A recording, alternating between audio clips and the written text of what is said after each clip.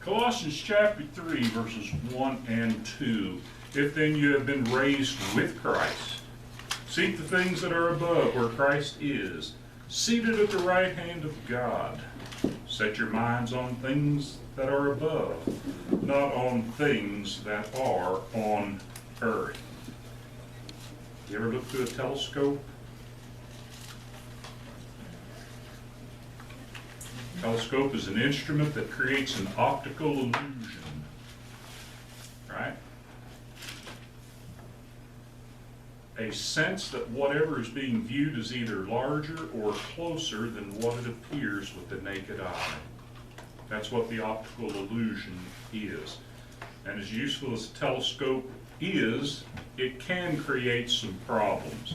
Number one, it must be focused properly. If it's not, the image being viewed will be blurry and fuzzy. Remember the Hubble telescope? They sent it up into outer space. Oh, it's going to be perfect up there because there's no atmosphere to cause any problems. We'll be able to see stuff. And there was a flaw in the lens, right? So it couldn't focus properly. It could see some things, it couldn't see just exactly everything, so it had to be fixed. An awful lot of money to do it, but they couldn't focus it properly then because of that little flaw in the lens. Secondly, we may be looking at the wrong thing. Okay? Imagine you are looking at Mars when you're actually studying Venus.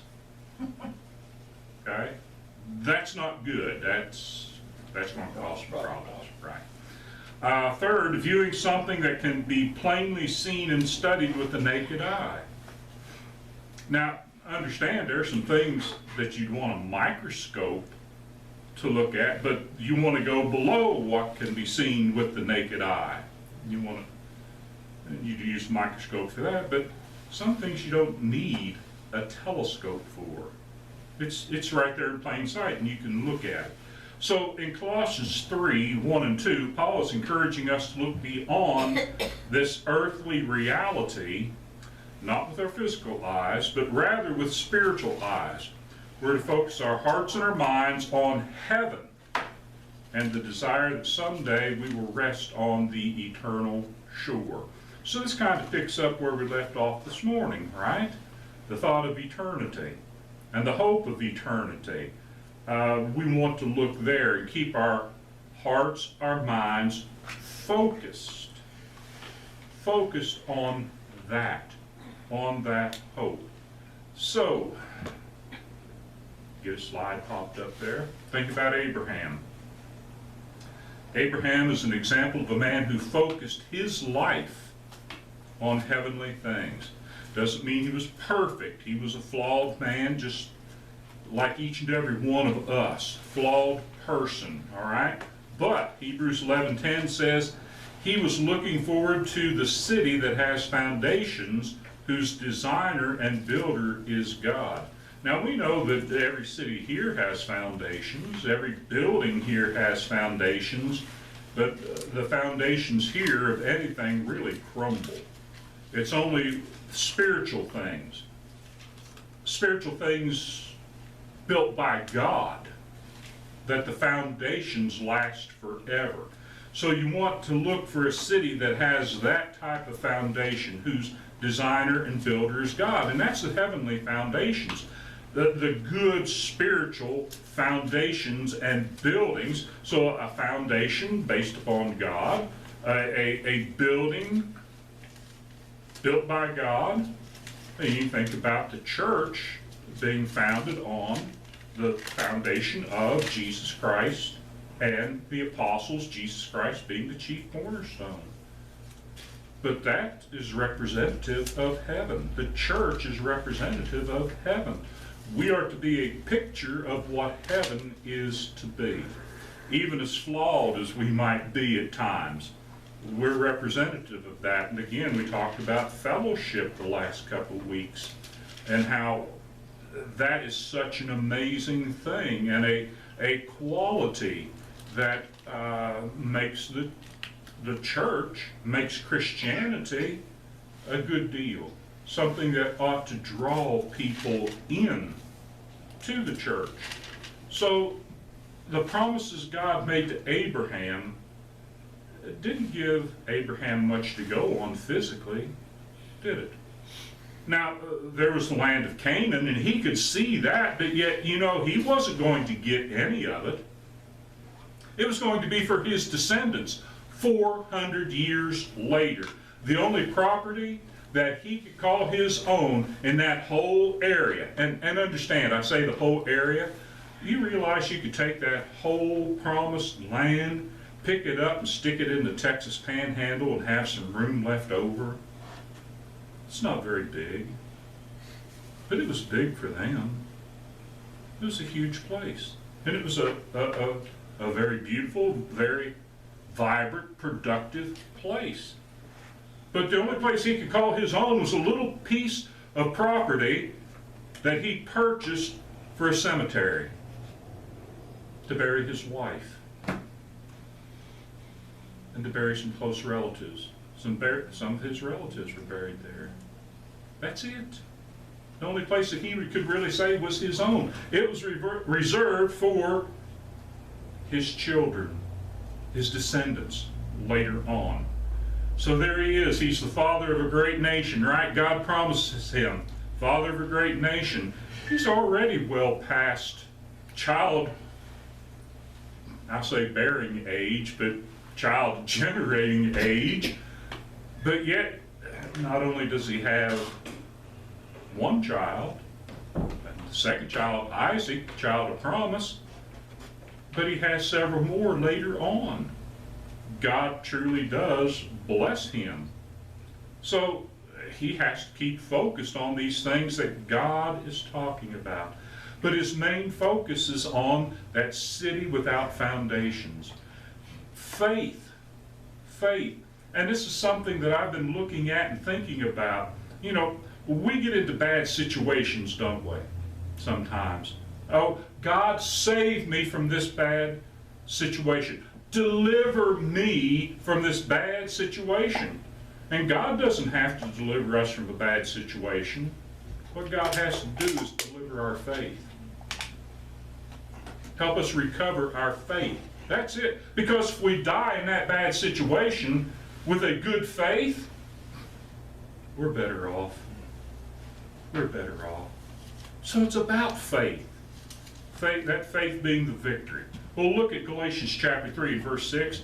Abraham believed God, and it was counted to him as righteousness.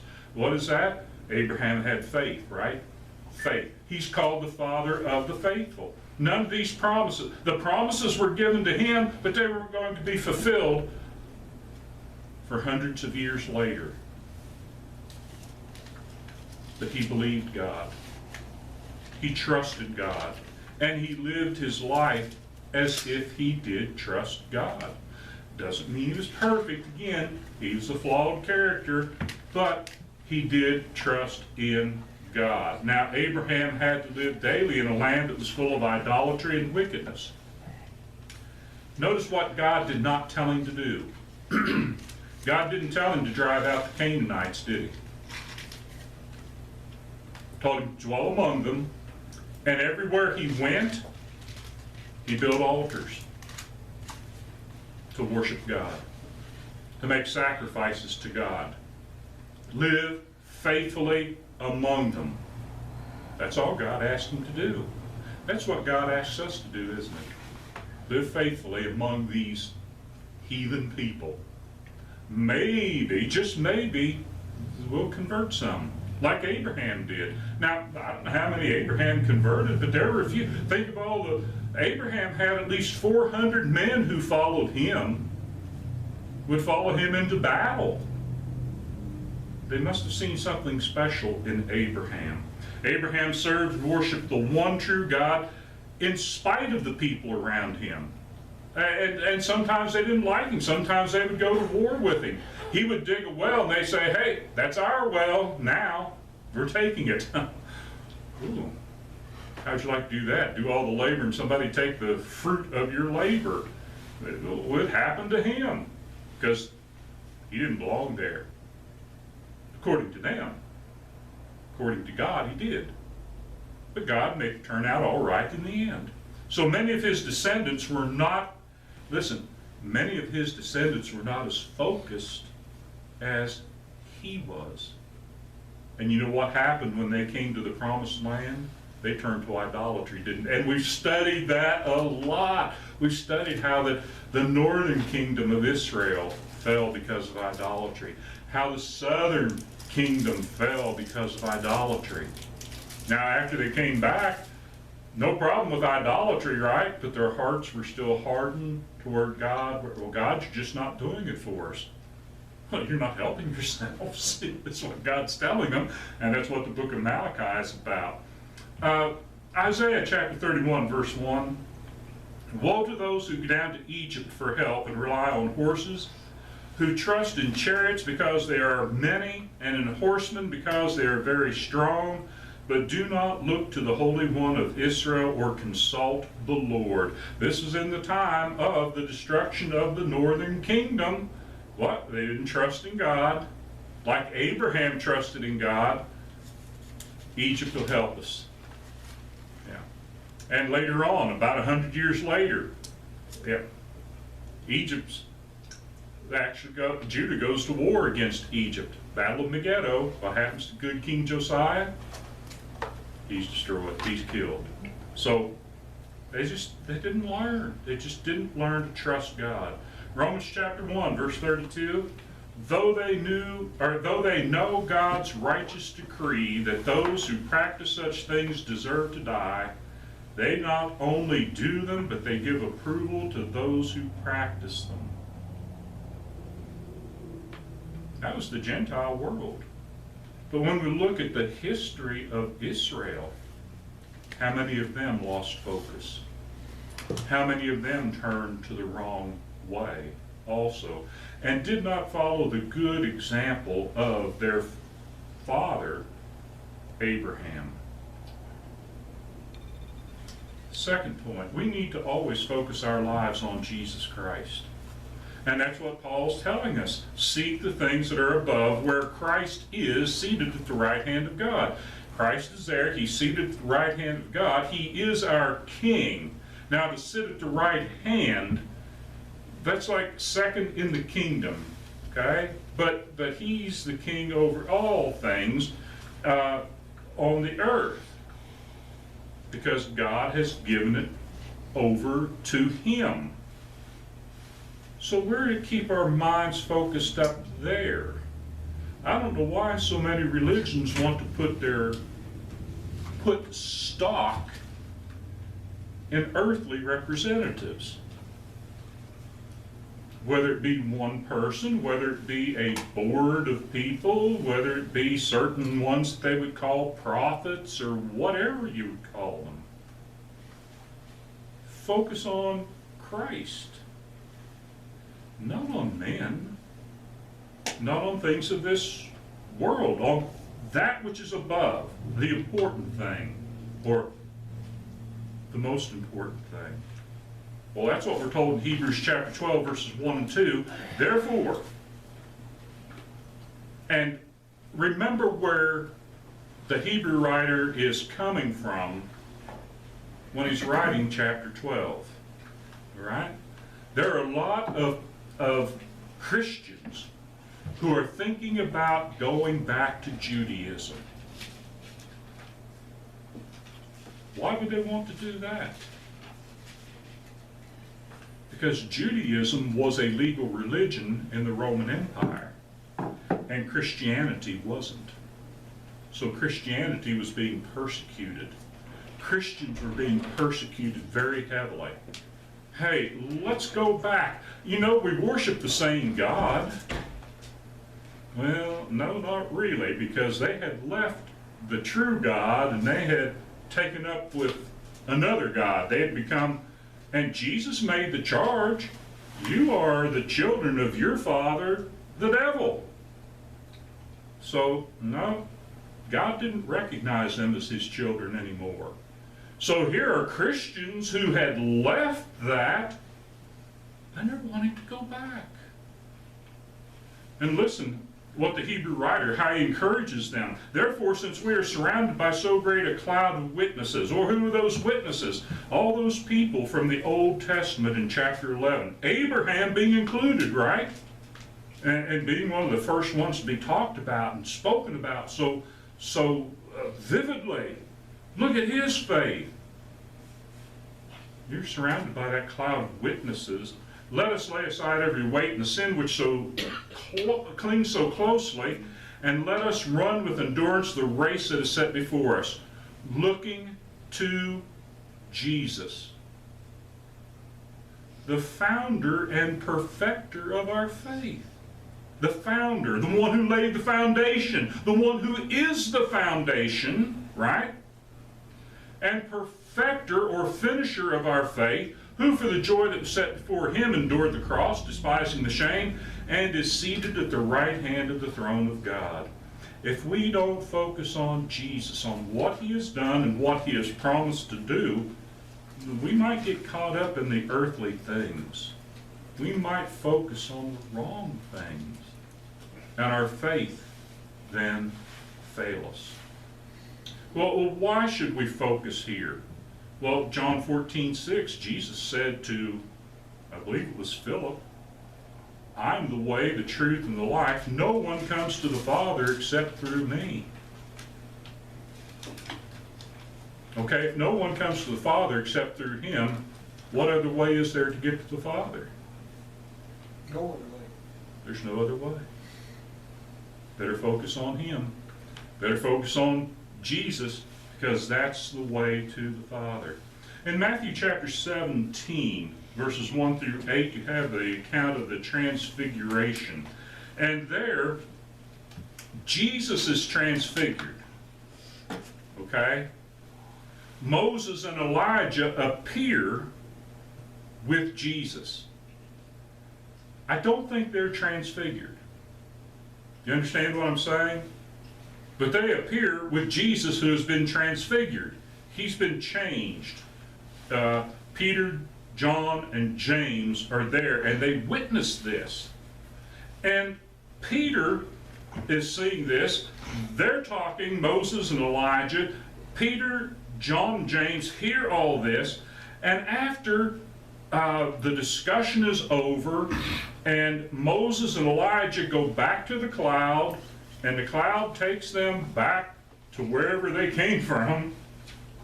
Jesus is no longer transfigured. He comes over, and Peter says, well, let me read here. He was still speaking when, behold, a bright cloud overshadowed them, and the voice from the cloud said, Jesus comes over to talk to him, and Peter says, Lord, it's good for us to have been here. Let's build 3 tabernacles here on this mountain, the mount now called the Mount of Transfiguration, one for you and one for Moses and one for Elijah. And while he's still speaking, this is verse 5, when behold a bright cloud overshadowed them, and a voice from the cloud said, this is my beloved Son, with whom I am well pleased. Listen to him. Well, if they're to listen to him, who are they not to listen to?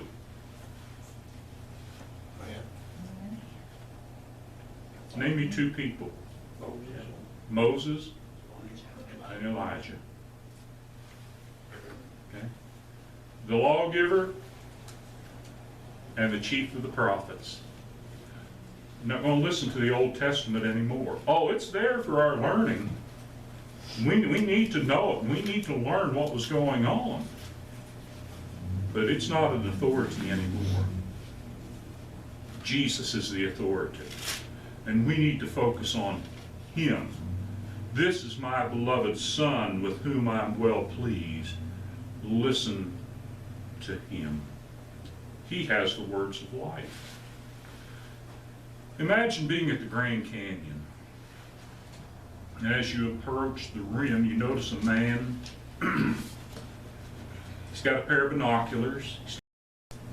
He's not looking at the Grand Canyon. He's looking back at the parking lot.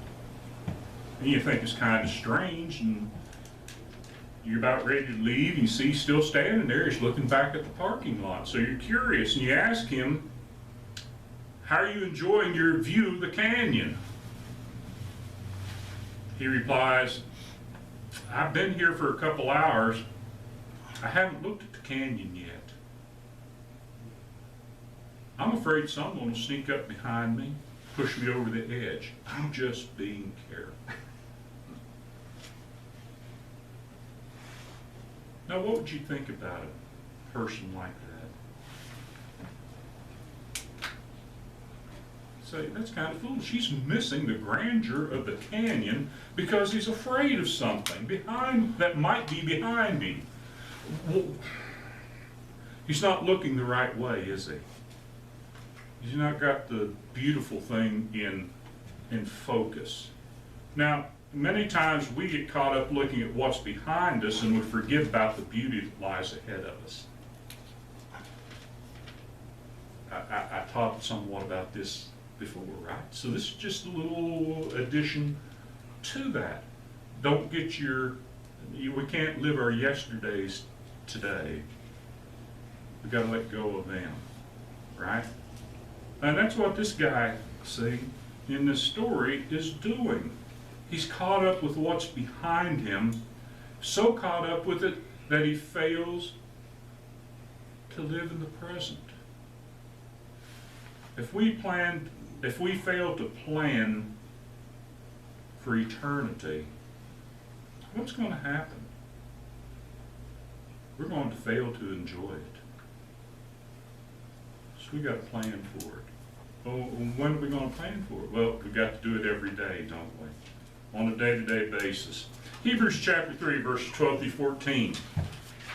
Take care, brothers, lest there be in any of you an evil, unbelieving heart.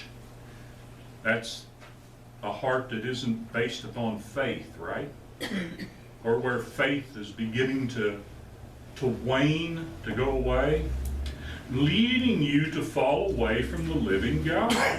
So, take care, brothers. We've got a responsibility to one another, don't we? To watch out for one another. Throw this in for free. Years ago, have a friend, I don't know what's happened to him, we've lost contact, he's gone, he's older, but when we lived up north a little ways, he worked in the pig farms, okay? And he was some sort of a building manager or whatever. And you know, in those pig farms, they might have like 5,000 pigs in some of those buildings. And you walk into the building and you walk through that building and you got to spot the pig, the little pig that's sickly. You got to find it, you got to get it, and you got to get it out of there, and you got to get it treated. Because if you don't, their immune systems are so bad that if it gets really sick, you can lose 5,000 pigs in a hurry. And he says you got to learn. You got to learn to look and focus, okay, and find that pig that's sickly and get it out of there and get it treated before it infects the whole crew, the whole bunch of them. And so that's the way it is in the church. We've got to be on the watch for one another. Got to be on the lookout for one another. Be willing to help one another. That if we start to stumble, that we get out there with the helping hand to lift back up and to encourage, to strengthen. Take care, brothers, lest there be in any of you an evil, unbelieving heart leading you to fall away from the living God. But exhort one another every day. You know what? I'm falling down a little bit. I need to do more every day. Somehow, some way. As long as it is called today, that none of you may be hardened by the deceitfulness of sin. Sin will deceive us, right? It can. It can. For we have come to share in Christ, if indeed we hold our original confidence firm to the end. That's what it's about, isn't it? being faithful unto death. Because faith is the victory that overcomes the world. We got to focus. And not only focus on ourselves, focus on one another. To help one another, to strengthen one another, to encourage one another. So where is your focal point? Is it on earthly things or is it on heavenly treasures? I had that the opposite way around. I had it on earthly treasures or heavenly things. That's what I was doing in here earlier. I just kind of went through, wait a minute, that isn't right. It's earthly things and heavenly treasures. Is it on Jesus Christ or on the gods of the earth? Yeah, because the gods of the earth are fallen gods, right? They're not really gods, but they're fallen. They're no good. If then you have been raised with Christ. Now, to be risen with Christ, we first have to be buried with him, right? That's the point. That first resurrection is a spiritual resurrection. So we have to be buried with him. We have to die with him. Romans 6:3-4. Do you not know that all of us who have been baptized into Christ Jesus were baptized into his death? We were buried, therefore, with him by baptism into death, in order that just as Christ was raised from the dead by the glory of the Father, we too might walk in newness of life. How's that? By the glory of the Father. As Jesus was raised by the glory of the Father, when we are baptized into Jesus Christ based upon our faith, we are raised, what? By the glory of the Father. Wow! God, what are you doing to us? Saving us. He's saving us. As Christians, we need to think about 2 Peter chapter 3 and verse 14. Therefore, beloved, since you are waiting for these, be diligent to be found by him without spot or blemish and at peace. Without spot or blemish. Yeah, let's keep ourselves clean. Hey, look, I know we're imperfect. We sin. There's a way to take care of it, right? So we take care of it so that we can be without spot or blemish and that we can be at peace. At peace with God, at peace with one another, at peace with where we are in the world. In spite of what the world is doing to us, we can be at peace because our focus is up there, not down here. Lesson is yours. Hey, if you have a need, please let your request be made known as we stand and sing the hymn.